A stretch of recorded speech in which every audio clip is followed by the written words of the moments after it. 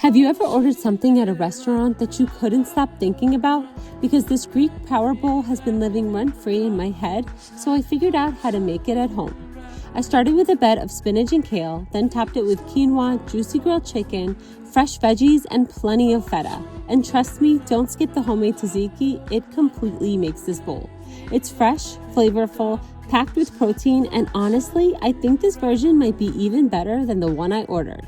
Save this recipe for your next lunch or meal prep and shop all ingredients in-store and online.